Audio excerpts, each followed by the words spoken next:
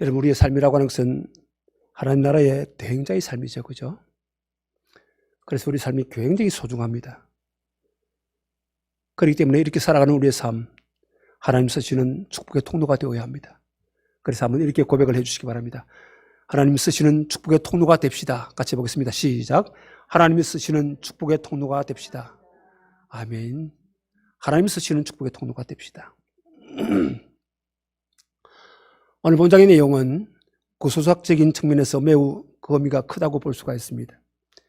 하나님을 잃어버린 자들에게서 비단 종교적인 부분에서뿐만 아니라 그들의 삶 전반에 걸쳐 부패의 악취가 생겨나기 마련이라는 것입니다.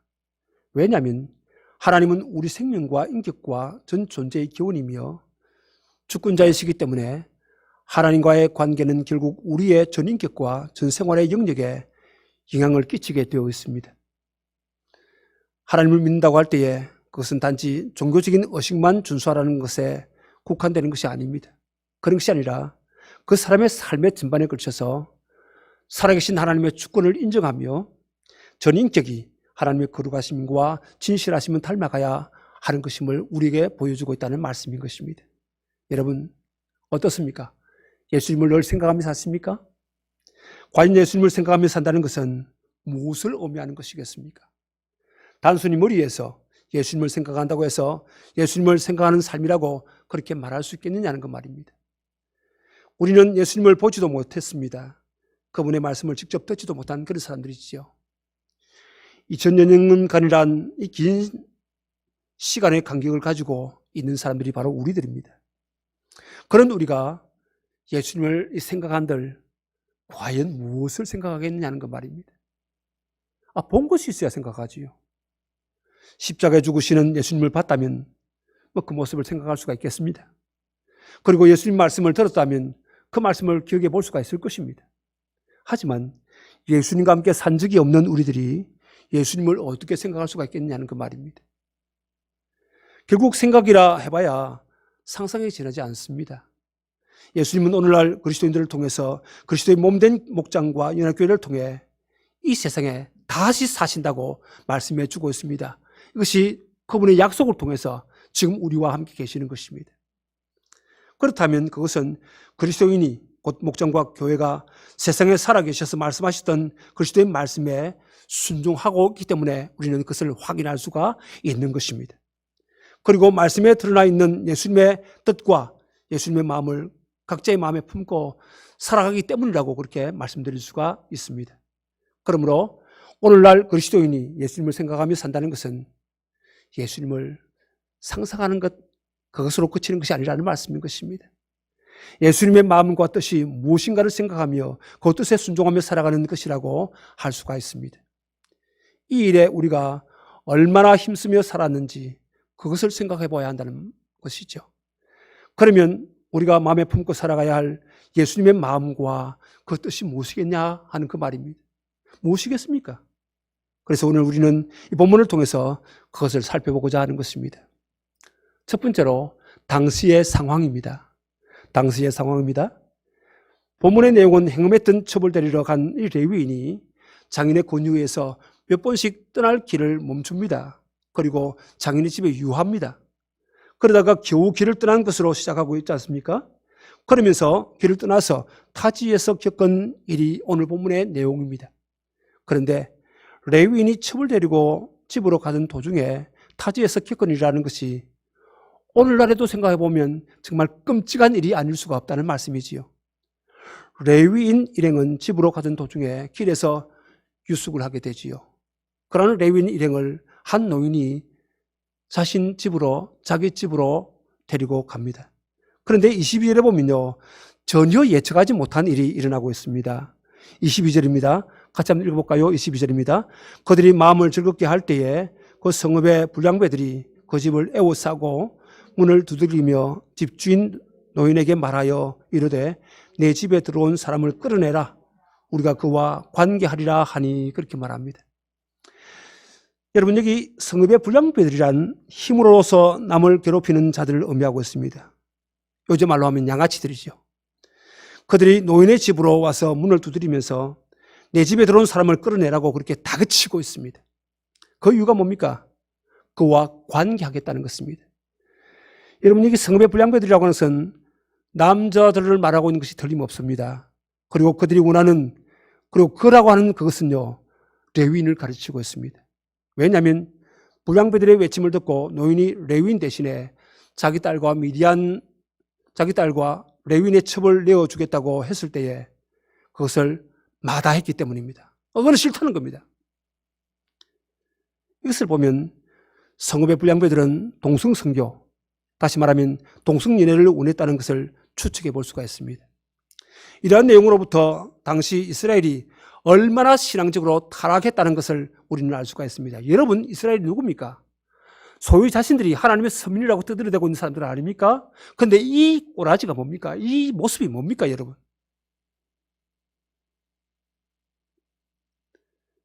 더 나아가서 이 성읍의 불량배들이라고 하는 것은 곧 베냐민 사람들이었지요.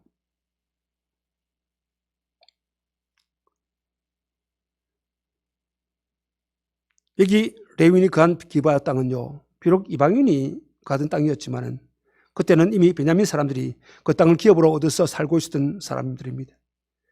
그들이 자신과 같은 동독인 레위인에게 이 짓을 하고 있는 이유는 그들의 악함 때문이었습니다.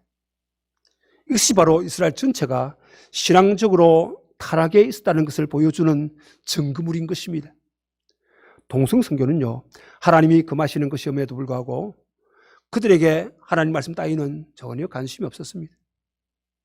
자신의 딸을 대신해 주겠다는 노인의 말을 거절하자 레위는 자신의 첩을 대신 내어줍니다. 그리고 불량배들은 그 첩을 밤새도록 욕보이다가 놓아주고 첩은 레위인이 거하고 있는 집 문에서 이르러 죽게 됩니다. 참 우리가 봐도 끔찍하다는 그런 마음이 듭니다. 어떻게 이런 일이 그들 가운데 있었을까? 그런 마음도 듭니다. 그런데 아침에 그것을 발견한 레위는 첩의 시체를 집으로 가져옵니다. 그리고 12토막을 내죠. 그리고 이스라엘 사방에, 다시 말하면 12지파에 두루 보내었다는 그 말씀을 하고 있습니다. 오늘 우리가 함께 읽은 이 말씀은 21절부터 읽었지만은 이 말씀은 11절부터 30절까지의 말씀입니다. 두 번째, 이스라엘의 악함입니다. 먼저 오늘 본문의 사건에서 생각할 수 있는 이스라엘의 악함이지요. 다시 말하면 왕이 없이 자기 속인에 옳은 대로 살아가던 이스라엘의 불신앙이 이스라엘 내에서 어떤 악함으로 드러나고 있는가 하는 그것을 보여주고 있습니다. 여기 11절과 12절 말씀 다시 한번 보시겠습니다.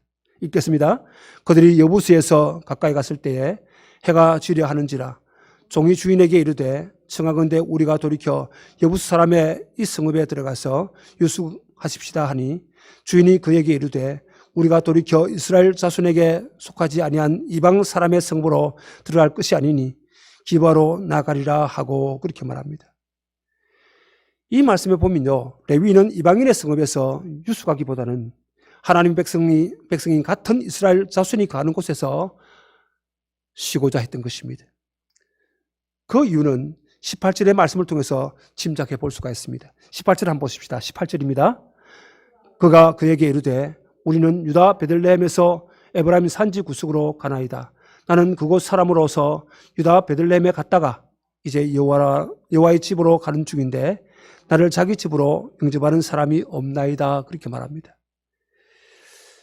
이에 대해서 신명기 10장 19절에서는 너희는 나그네를 사랑하라. 전에 너희도 애굽 땅에서 나그네 되었음이니라 그렇게 말씀을 하고 있습니다. 우리 주님께서 이스라엘 백성들을 향해서 어떻게 말합니까? 야, 너희도 나그네 되었던 사람인데 내가 그 가운데서 구원해 주어서 이곳 살게 했다. 그걸 기억한다면 너희들도 나그네를 기억하고 그들을 섬기라고 하는 것입니다. 이게 주님의 마음이에요. 주님 명령이에요. 그러니까 나그네를 사랑하고 대접하는 것이 하나님의 말씀인 것입니다.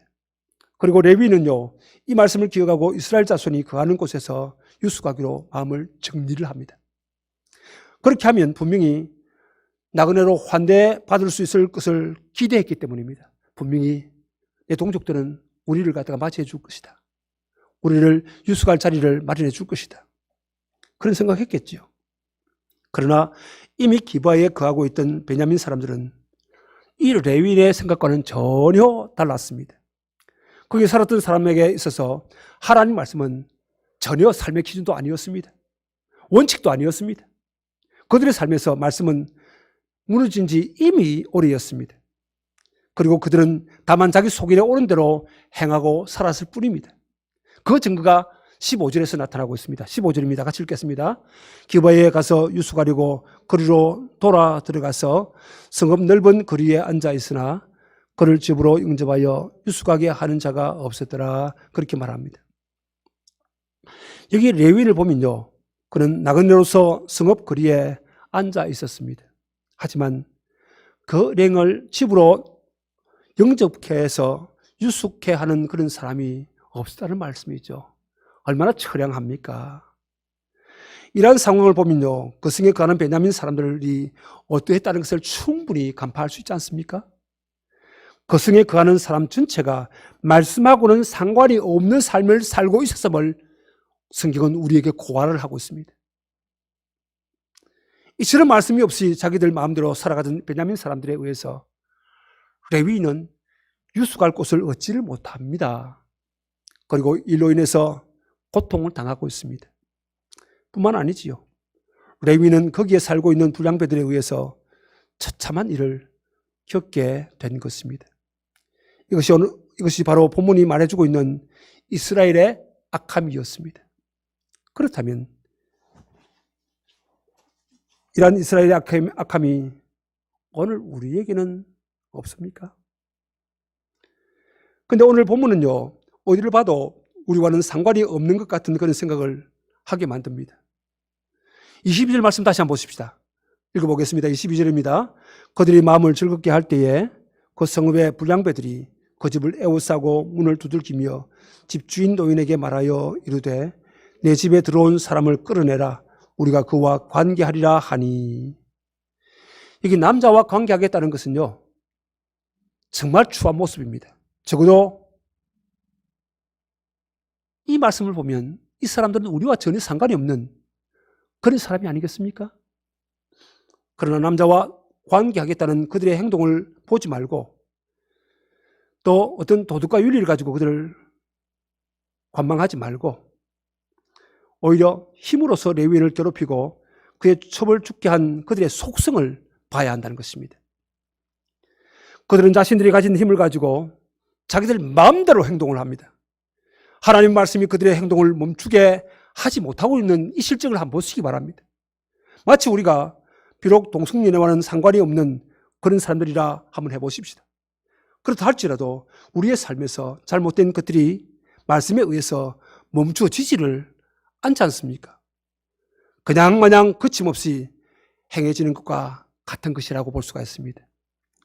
만약 말씀의 지시를 받아서 행동하는 삶이라고 합시다. 그러면 말씀에 의해서 자신의 잘못됨을 경고받을 것입니다. 그리고 잘못된 일을 멈추게 될 것입니다. 이것이 있는 자가 진정한 하나님의 백성이라고 말씀드릴 수가 있습니다. 그런데 말씀이 외치고 있음에도 불구하고 말씀에 대해서 귀를 막아버립니다. 그리고 오직 자기 속인에 옳은 대로 행동한다고 합시다. 그러면 그는 하나님의 백성이 아닙니다. 오히려 그는 멸망받을 자에 지나지 않는 것이라는 말씀이지요. 이스라엘이 바로 이러한 모습으로 행하고 있었고 우리 역시 그런 자일 수가 있다는 것입니다. 그러므로 본문의 악함은 우리와 상관이 없다고 말할 수는 없을 것입니다. 세 번째로요, 악함 속에서 예외의 한 인물입니다. 악함 속에서 예외의 한 인물입니다. 그런데 이런 이스라엘의 악함 속에서 예외의 한 인물이 등장하고 있습니다. 자, 19절과 20절 말씀을 같이 한번 읽어볼까요? 19절과 20절입니다. 읽겠습니다. 우리에게는 나귀들에게 먹일 집과 여물이 있고 나와 당신의 유종과 당신의 종인 우리들과 함께한 청년에게 먹을 양식과 포도주가 있어 무엇이든지 부족함이 없나이다 하는지라. 그 노인이 이르되 그대는 안심하라. 그대의 쓸 것은 모두 내가 담당할 것이니 거리에서는 유숙하지 말라 하고 그렇게 말합니다. 그는 바로 레위인을 영접했던 노인이지요. 기브아에 살고 있었던 이 노인은 본래 에브라임 산지 사람이었습니다. 다시 말해서 베냐민 사람이 아니라 외부에서 들어온 사람이라고 그렇게 볼 수가 있습니다. 그러한 그가 기브아에 거하던 베냐민 사람이 모두 외면하던 나그네 레위인을 영접하고 있습니다. 근데 여기서 레위인이 자기들의 쓸 것은 자신들의 있다, 내게 있다, 내 먹을 것, 그리고 내가 필요한 것은 내게 다 있다, 그렇게 말하고 있지요. 그렇게 한 것은 혹 노인이 자신에게 피해가 될 것을 두려워하지 않도록 하기 위한 것이었다고 볼 수가 있습니다.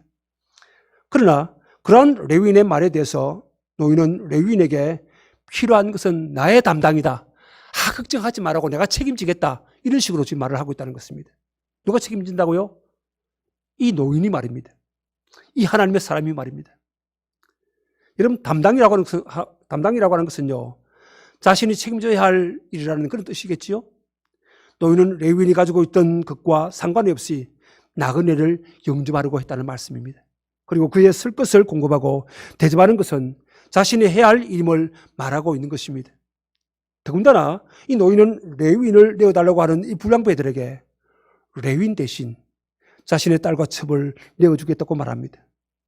레위인을 보호하기 위해서 시집도 가지 아니한 처녀인 자기 딸을 희생도 마다하지 않는 이것이 과연 무엇을 말해주는 것입니까? 다시 말씀드립니다. 이것을 인간적인 도덕과 윤리의 관점으로 보지 마시기 바랍니다. 이 말씀이 뭘 요구하는지 거기에 대한 눈을 열고 봐야 된다는 것이죠. 여러분, 우리는 노인의 이 마음에서 우리를 심판으로부터 구출하기 위해서 사랑하는 아들까지 내어주신 하나님의 마음을 읽을 수 있어야 됩니다. 가치를 놓고 볼 때에 여러분, 이 레위인이 누굽니까? 성전에서 일하는 사람이지요. 설사 귀하고 높은 사람이라고 한번 해보십시다. 그러나 아무리 레위인이 그런 사람이라 할지라도 자기 딸보다 더 귀할 수가 있겠습니까? 여러분 어떻게 생각하십니까? 아니지 않습니까? 아니지 않습니까?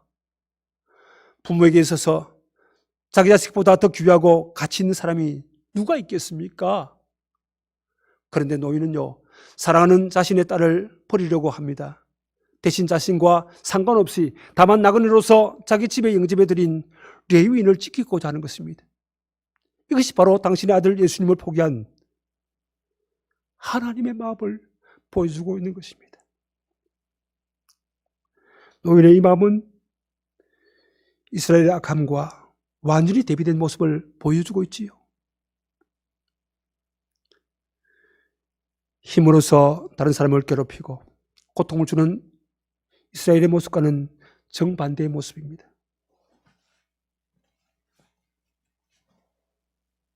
우리는 그 모습에서 하나님의 마음으로 사는 것이 어떤 것인가를 엿볼 수가 있습니다. 결국 노인을 통해서 이스라엘의 악함이 더욱 선명하게 드러나고 있음을 또한 알 수가 있다는 말씀인 것입니다. 우리는 십자가를 안다고 말합니다. 그리스도를 안다고 말합니다. 그렇다면 그 알미라고 하는 것은 과연 무엇으로 어떻게 증거되고 증명되고 있느냐는 그 말이죠. 어떻게 증거되고 있습니까? 어떻게 증명돼요? 그리고 우리는 말씀 앞에서 우리가 그리스도를 안다면 아는 자로서 어떻게 살아야 되느냐, 그것을 물어봐야 한다는 것이죠. 사실 그리스도를 아는 자의 삶과 모르는 자의 삶이 같을 수가 없습니다. 그 차이가 어떻게 드러납니까? 결국 약자에 대해서 어떤 모습을 보이느냐 하는 것을 통해서 나타난다는 말씀인 것입니다. 자, 네 번째로요, 나그네를 힘으로 괴롭히는 무리들입니다. 나그네를 힘으로 괴롭히는 무리들입니다. 22절입니다. 다시 말씀 한번 읽어보겠습니다. 그들이 마음을 즐겁게 할 때에 그 성읍의 불량배들이 그 집을 에워싸고 문을 두들기며 집주인 노인에게 말하여 이르되 내 집에 들어온 사람을 끌어내라, 우리가 그와 관계하리라 하니, 그렇게 말합니다. 오늘 본문에서는 나그네를 힘으로 괴롭히는 무리들이 있습니다. 그리고 나그네를 영접하고 자신의 딸을 희생하기까지 하면서 나그네를 지키고자 하는 이 노인 한 사람의 모습이 나오고 있습니다. 마치 힘으로 살아가는 우리들 속에 사랑하는 아들을 내어주기까지 우리를 사랑하신 하나님의 마음으로 오셔서 십자가에 희생하신 그리스도의 모습을 보는 듯합니다. 예수님이 세상에서 사시던 모습이 무엇이었습니까? 약자로 오신 예수님은 약자를 가까이 하셨습니다. 병든 자를 찾아가셨습니다. 일어나지 못하는 안전뱅이를 찾아가셨으며 중풍병자를 찾아갔었습니다. 그리고 오랫동안 병으로 고통당하는 사람을 찾아갔습니다. 그 마음속에 상처나고 억압받는 그 사람들을 찾아갔습니다. 스스로 죄인으로 여기면서 풀이 죽어서 인생의 비전 없이 오늘 하루를 먹고 마시며 사는 사람들을 찾아가셨다는 말씀이죠. 그리고 그 마음이 비록 많은 것을 가졌지만은 그 마음이 상처나고 깨진, 그리고 내 스스로는 하나님 없으면 살지 못한다는 그런 연약한 모습을 가진 사람들을 찾아가셨던 것입니다. 예수님은 언제나 세상이 무시하고 천대했던 사람들을 외면하지 않았습니다. 그리고 가까이 하셨던 것입니다. 그것을 통해서 힘으로써 약자를 무시했던 세상을 정죄하셨던 것입니다. 그리스도인이 이러한 예수님의 마음과 그 뜻을 마음에 품고 살아간다면 그리스도인을 통해서 보여지는 것은 약자에 대한 하나님의 마음일 것입니다. 여러분, 예수님을 생각하며 사십니까? 여러분이 생각하는 예수님은 강자로 오신 분이십니까? 아니면 약자로 오신 분이십니까? 이사야 53장을 읽어보면 그분이 틀림없이 약자로 오신 분임을 우리가 알게 됩니다. 그리고 그분이 약자들에게 어떤 마음을 보이셨습니까? 그리스도인이 진심으로 예수님을 생각하는 삶을 산다면 그분을 통해서 보여지는 것은요, 약자와 함께하는 것입니다. 예수님을 생각한다는 사람이 약자에 대해서 세상처럼 무시하고 천대하며 살지는 않습니까?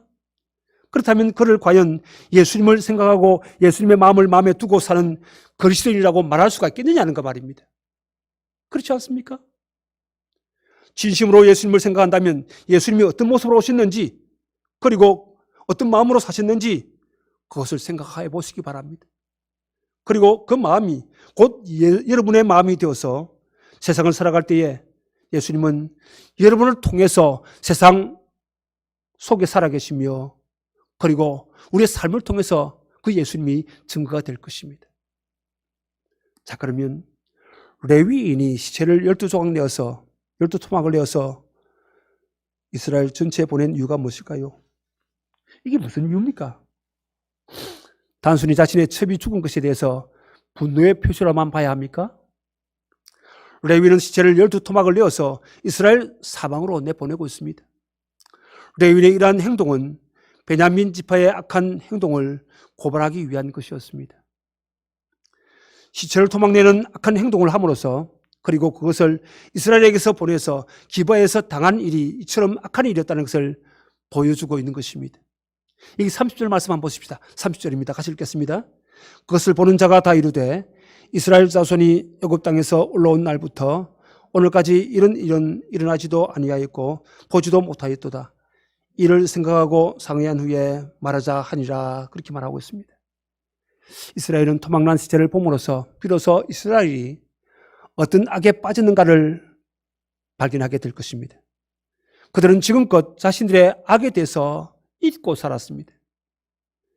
자신들 안에서 어떤 악이 일어나고 있는지를 전혀 생각하지 않고 살았다는 말씀인 것입니다. 자기 소견에 그저 옳은 대로 그렇게 행하면서도 그것을 악으로 여기지 않았습니다. 그리고 악에 대해서 분노를 하지도 않았다는 말씀인 것입니다. 얼마나 참 자기 소견에 옳은 대로 사는 그 삶에 길들여져 있습니까? 참 답답하기도 합니다. 그러한 그들이 레위인이 보낸 악에 의해서 되어진 일을 보면서 분노하고 있습니다. 여러분, 혹시 우리가 그처럼 살아가고 있는 것은 아닌가요? 나로 인해서 나타난 어떤 악한 일이 없다는 것 때문에 우리 자신에 대해서 너무 안일한 마음으로 살아가고 있는 것 아니냐는 그 말입니다.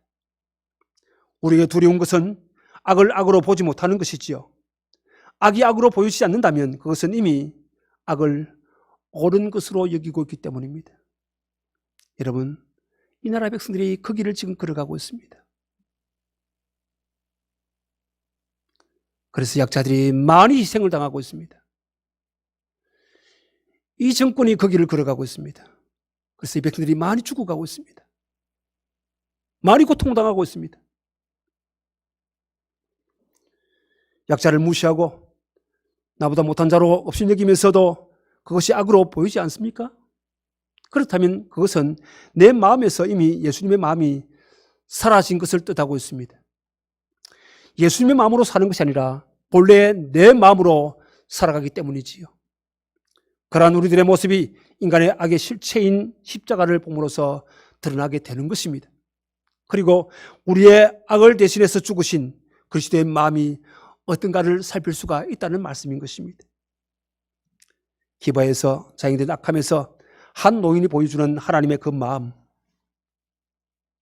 그리고 나그네를 베냐민 사람들처럼 무시하지 않고 영접에 드리고 그를 지키려고 하는 이분을 보시기 바랍니다. 그러기 위해서 자기 딸까지 희생시키기를 마다하지 않는 그 마음에서 하나님의 마음, 날 사랑하시는 그 예수님의 마음을 볼 수가 있지 않습니까? 우리가 바로 하나님의 그 자비로우심으로 인해서 산 자들입니다. 우리는 우리가 살아있다는 것을 말하고 끝날 것이 아닙니다. 우리 생명 배후 위에 계시는 주님의 피 흘리심을 바라보아야 한다는 말씀입니다. 그리고 주님의 그 마음이 생명을 얻은 그리스도인의 마음이어야 한다는 것을 우리는 굳게 붙들어야 할 필요가 있습니다. 더 나아가서 그 마음으로 살아가기를 소원하고 주님의 도우심을 구해야 한다는 것입니다. 나그네를 영접하는 그 마음이 예수님의 마음이었습니다. 약자로서 약자를 가까이 하는 것이 예수님이 세상에서 보이신 모습이었습니다. 여러분, 세상이 급격하게 어려워지고 있습니다. 경제가 절벽으로 추락하고 있습니다. 많은 사람들이 삶의 고통을 당하게 될 것입니다. 많은 사람들이 약자로 이렇게 기울어진 운동장 속에서 하락하게 될 것입니다. 이럴 때 우리가 뭘 해야 됩니까?